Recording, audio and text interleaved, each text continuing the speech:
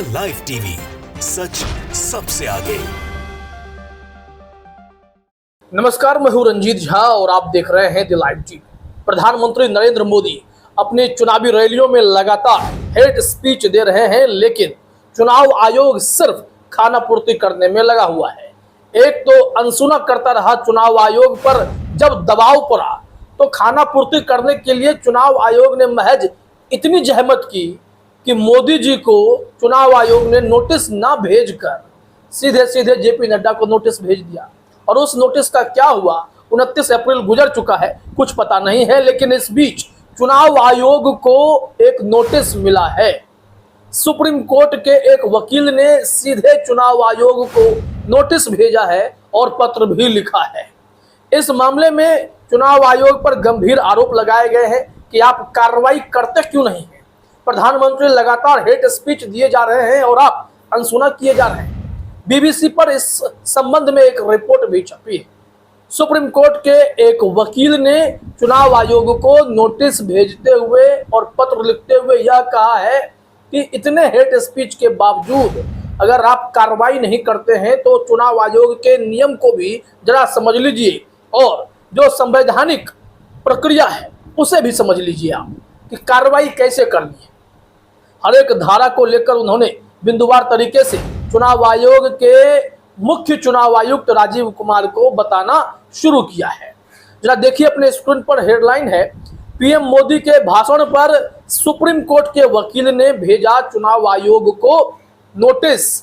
Report क्या है वो रिपोर्ट हम बताएं, लेकिन आपको बता दें कि सोशल मीडिया पर प्रधानमंत्री नरेंद्र मोदी के चुनावी भाषणों पर एक्शन के लिए जिसमें हेट स्पीच दिखाई पड़ता है, उसके लिए कई लोग मोर्चा खोले हुए हैं। मशहूर पत्रकार रवीश कुमार तो कई दफे चुनाव आयोग को टैग करके पूछ रहे हैं, आप हैं भी या नहीं हैं, इसका भी जवाब दे दीजिएगा। खैर, पहले इनके पत्र को देखते हैं और इन्होंने नोटिस में क्या भेजा है उसे भी देखते हैं, तब रवीश कुमार की भी बात करेंगे। बीबीसी ने लिखा है, सुप्रीम कोर्ट के एक अधिवक्ता ने चुनाव आयोग को नोटिस भेजकर प्रधानमंत्री नरेंद्र मोदी के खिलाफ तुरंत कार्रवाई करने की मांग की है। अधिवक्ता ने कहा है कि प्रधानमंत्री चुनाव अभियान के दौरान लगातार हेट स्पीच दे रहे हैं और लोगों को बांटने वाली बातें कर रहे हैं। अधिवक्ता का तर्क है कि ये चुनाव आयोग से जुड़े कानूनों का भी उल्लंघन है। जो जनप्रतिनिधि जो कानून बना हुआ है उसके तहत भी प्रधानमंत्री मोदी उस गाइडलाइंस को फॉलो नहीं करते, अपने मर्जी से बयान देते हैं जिसमें तमाम गरिमा को ताक पर रख दिया जाता है। ऐसे में सुप्रीम कोर्ट के वकील ने जो मोर्चा संभाला है वो काबिले तारीफ है। कोई तो है जो चुनाव आयोग को जगाने की कोशिश कर रहा है कि चुनाव आयुक्त ऐसा हो जो प्रधानमंत्री पर भी एक्शन लेने से चूके नहीं। यहाँ देखिए बताया जा रहा है, कालीसवरम राज नाम के अधिवक्ता ने मुख्य चुनाव आयुक्त को लिखे पत्र में कहा है कि जनप्रतिनिधि कानून की धारा 125 चुनावों के संबंध में वर्गों के बीच दुश्मनी को बढ़ावा देने के किसी भी कार्य को चुनावी अपराध के रूप में परिभाषित करती है।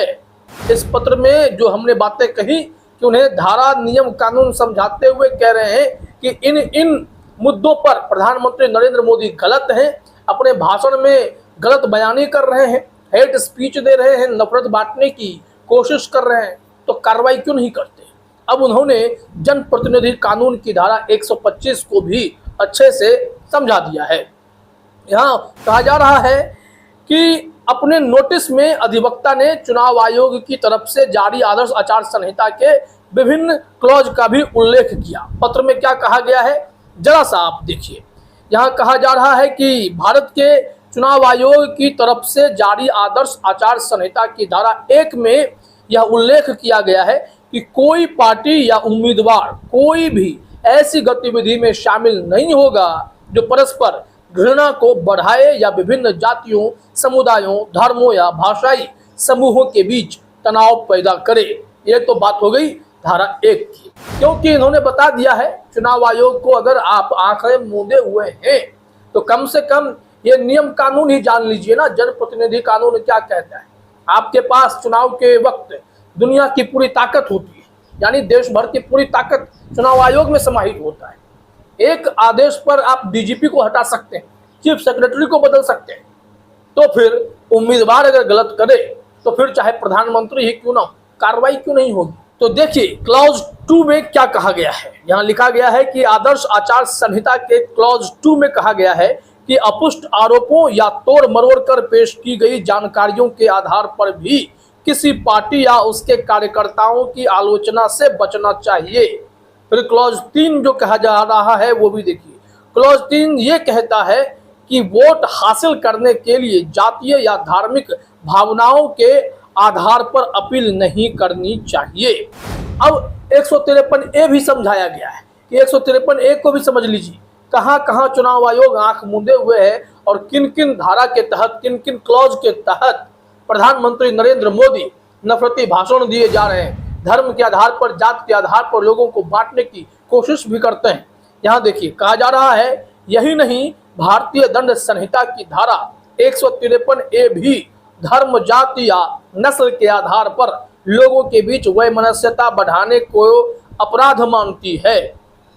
वहीं धारा 153B के तहत विभिन्न समूहों के बीच वैमनस्य या शत्रुता या घृणा की भावना पैदा करने वाले धार्मिक और जाति आधारित आरोपों को दंडनीय अपराध माना गया है। अगर इतना सब कुछ गलत है फिर भी चुनाव आयोग आंखें मूंदे क्यों हुए? अब यहाँ से सवाल यह भी उठता है कि चुनाव आयोग पर जब दबाव पड़ा तो चुनाव आयोग ने नोटिस किसे भेजा? जेपी नड्डा को, और उधर राहुल गांधी के मामले में भेज दिया गया नोटिस मल्लिकार्जुन खड़गे को, बैलेंस करने के लिए, ताकि मोदी जी नाराज ना हो। लेकिन जरा सोचिए, राहुल गांधी को सीधे सीधे भी कई दफे चुनाव आयोग नोटिस भेज चुका है, हिदायत दे चुका है, तो फिर यहाँ पर कौन सा खेल था कि मोदी जी के बजाय जेपी नड्डा को नोटिस और फिर राहुल गांधी के बजाय मल्लिकार्जुन खड़गे को नोटिस? ये समझ से परे है या नहीं है? सोचिएगा जरूर। ऐसे में रवीश कुमार ने भी मोर्चा खोला, लेकिन जरा पहले कालीसवरम राज के बातों को देख लेते हैं, वो क्या कह रहे हैं। यह बहुत परेशान करने वाली बात है। कालीसवरम राज ने कहा, यह बहुत परेशान करने वाली बात है कि प्रधानमंत्री नरेंद्र मोदी ने अपने चुनाव अभियान में घृणास्पद भाषणों को बढ़ावा दिया है, जो उपरोक्त प्रावधानों और अन्य समान प्रावधानों के खिलाफ है। ऐसा लगता है कि प्रधानमंत्री को कानून का कोई डर नहीं है। उन्होंने कहा है कि आदर्श आचार संहिता का प्रधानमंत्री नरेंद्र मोदी लगातार उल्लंघन कर रहे हैं। ऐसे में चुनाव आयोग उन पर जल्द से जल्द कार्रवाई करे, नहीं तो अगर वो ऐसा नहीं करते हैं तो चुनाव आयोग की यह एक परीक्षा कही जाएगी, जिसमें चुनाव आयोग फेल होता दिखाई पड़ रहा है। कहा जा रहा है कि इस वकील ने अब चुनाव आयोग को नोटिस तो भेज दिया है, लेकिन सुप्रीम कोर्ट के सामने अभी पूरी फाइलें लेकर नहीं गए हैं। चुनाव आयोग के जवाब का इंतजार है, उसके बाद वो याचिका सुप्रीम कोर्ट में डालेंगे और प्रधानमंत्री मोदी पर कार्रवाई हो, चुनाव आयोग कटघरे में खड़े हो, ये वो देखना चाहेंगे। लेकिन क्या यह संभव होगा? इसके लिए तो इंतजार करना पड़ेगा। लेकिन जरा चलते चलते रवीश कुमार के ट्वीट को भी देख लीजिए कि रवीश कुमार क्या कह रहे हैं। रवीश कुमार ने एक अखबार के कटिंग को शेयर किया है। ये गुजरात समाचार नजर आता है। इसमें जो भी गुजराती में चीज़ें लिखी गई हैं उसे समझते हुए रवीश कुमार ने लिखा, क्या ये धर्म के नाम पर वोट मांगना नहीं है? क्या किसी को पता है चुनाव आयोग कहाँ है? 16 मार्च की प्रेस कॉन्फ्रेंस में मुख्य चुनाव आयुक्त राजीव कुमार ने धर्म और झूठ के इस्तेमाल को लेकर कितना कुछ कहा था। अब क्या हुआ? 29 अप्रैल को प्रधानमंत्री के मामले में जेपी नड्डा को जवाब देना था, उसका क्या हुआ?